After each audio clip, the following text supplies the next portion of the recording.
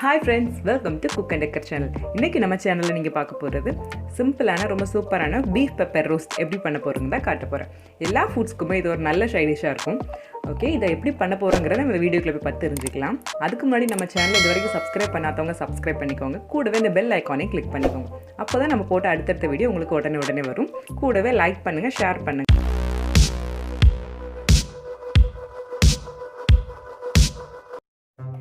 அதுக்கு தேவையான 1 kg beef எடுத்துர்க்கேன். அப்புறம் அதுக்கு தேவையான ஸ்பைசஸ் 3 பச்சை மிளகாய், 2 டேபிள்ஸ்பூன் இஞ்சி பூண்டு பேஸ்ட், 2 தக்காளி, மல்லிக்கீரை, புதினா, 3 வெங்காயம். வாங்க பார்க்கலாம் எப்படி பண்ண போறோம்ங்கறத. பீஃப் பெப்பர் ரோஸ்ட்டுக்கு வந்து தனி மசாலா, ஓகேவா? அந்த தனி மசாலா, அந்த மசாலா எப்படி பண்ண போறோம்ங்கறத உங்களுக்கு காட்டுறேன். அதுக்கு வந்து 1 டேபிள்ஸ்பூன் மல்லி, 1.5 டேபிள்ஸ்பூன் பெருஞ்சீரகம், 1 டேபிள்ஸ்பூன் நல்ல மிளகு, அப்புறம் கிராம்பு, கருவேப்பிலை, அதுக்கப்புறம் வந்து 3 வரமிளகாய். இப்போ இந்த எடுத்து வச்சிருக்கேன் இல்லையா, அந்த மசாலாவெல்லாம் நான் வந்து ஃபஸ்ட்டு வறுத்து எடுத்துக்க போகிறேன். லைட்டாக ஹீட் பண்ணி எடுத்துக்கோங்க.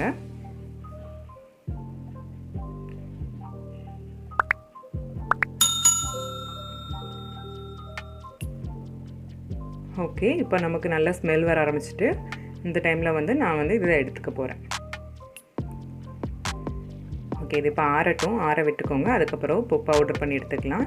அந்த கேப்பில் நான் இப்போ வந்து அடுத்து பீஃப் ரோஸ்ட்டுக்கு தேவையான பண்ண போகிறோம். ஃபஸ்ட்டு ஆயில் ஊற்றிக்கோங்க. ஒரு 3 ஸ்பூன் ஆயில் ஊற்றிக்கோங்க. கிராம்பு, கருவேப்பிலை, ஏலக்காய், அப்புறம் 2 டேபிள் ஸ்பூன் இஞ்சி பூண்டு பேஸ்ட்,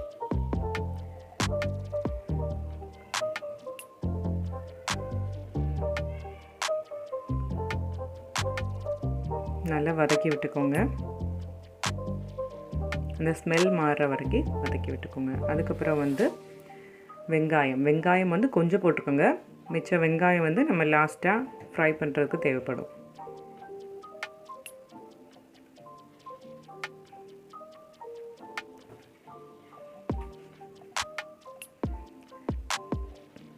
தேவையான அளவுக்கு உப்பு போட்டுக்கோங்க.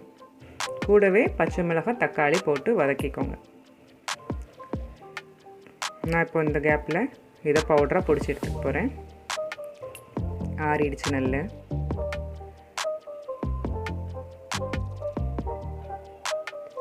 இந்த அளவுக்கு நல்ல பவுடராக எடுத்துக்கணும்.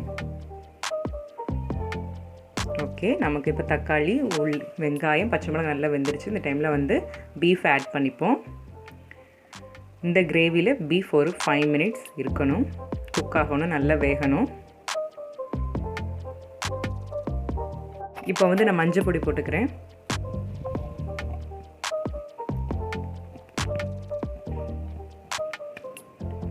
நல்லா ஒன்ஸ் ஒரு தடவை மிக்ஸ் பண்ணி விட்டுக்கோங்க.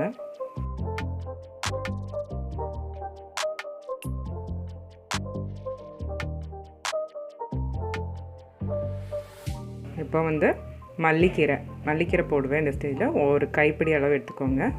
கொஞ்சம் மல்லிக்கீரை, கொஞ்சம் புதினா போட்டு ஒரு 5 மினிட்ஸ் விட்டுக்கோங்க. அதுக்கப்புறம் நம்ம வந்து க்ளோஸ் பண்ணிடலாம். அதுக்கப்புறம் 5 நிமிஷம் கழித்து நம்ம ஓப்பன் பண்ணி பார்ப்போம். 5 நிமிஷம் ஆயிடுச்சுது. ஓப்பன் பண்ணுவோம். நல்ல குக் ஆகிருக்கு பாருங்கள். பீஃப் நல்லா குக் ஆகிருக்கு. ஆல்ரெடி பீஃபில் தண்ணி இறங்கியிருக்கும். ஸோ இப்போ நம்ம ஒரு 2 கப் தண்ணி ஊற்றி குக்கர் மூடி வெயிட் போட்டுடலாம். அந்த பீஃப் கொஞ்சம் நல்லா வேகிறதுக்காக கொஞ்சம் 2 கப் தண்ணி ஊற்றிக்கோங்க எக்ஸ்ட்ரா. இப்போ நம்ம வந்து குக்கர் மூடி ஒரு 7லேருந்து ஒரு 8 விசில் வரை வரட்டும். அதுக்கப்புறம் நம்ம ஆஃப் பண்ணிடலாம். இப்போ வந்து நான் குக்கரை க்ளோஸ் பண்ண போகிறேன். க்ளோஸ் பண்ணி வெயிட் போட போகிறேன். நமக்கு நல்ல விசில்லாம் வந்துருச்சு. நம்ம குக்கர் ஆஃப் பண்ணிடலாம். அந்த கேப்பில் நான் வந்து அடுத்து ரோஸ்ட்டுக்கான ப்ராசஸ் பண்ண போகிறேன். கடாயில் எண்ணெய் ஊற்றி நல்லா சூடானதும் மிச்சம் வச்சுருந்தோம் இல்லையா, அந்த வெங்காயம் அதை இதில் போட்டு நல்லா வதக்கி எடுத்துக்க போகிறேன். நல்லா வதக்கிக்கோங்க. இப்போ தான் நான் வந்து பொடிச்சு வச்சுருந்தேன் அந்த மசாலா, நம்ம பெப்பர் கிரேவிக்கு ரோஸ்ட்டுக்கு பொடிச்சு வச்சுருந்தோம் இல்லையா ஒரு மசாலா, அதை வந்து ஆட் பண்ணிக்க போகிறேன்.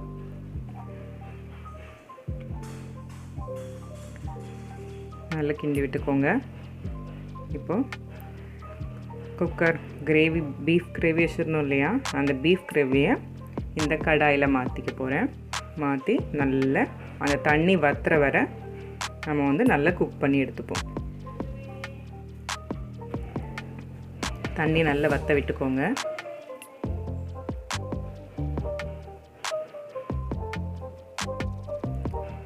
கொஞ்சம் ஜஸ்ட் ஒரு ஃப்ளேவருக்காக தான் மல்லிக்கீரை புதினா ஆட் பண்ணுறேன்.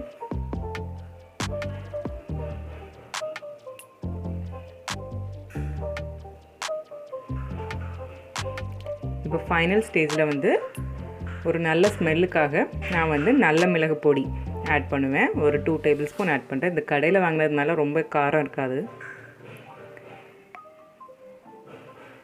நல்லா கிண்டி விட்டுக்கோங்க. வீட்டில் பொடிக்கிறதா நீங்கள் 1 டேபிள் ஸ்பூன் போட்டுக்கோங்க, அதுவே தாராளமாக இருக்கும். அவ்வளோதாங்க, நம்ம பீஃப் பெப்பர் ரோஸ்ட் ரெடி ஆயிடுச்சு. வாங்க பார்க்கலாம். ரொம்ப டேஸ்டான சூப்பரான அதே மாதிரி ரொம்ப சிம்பிளான பீஃப் பெப்பர் ரோஸ்ட் ரெடி ஆயிடுச்சு.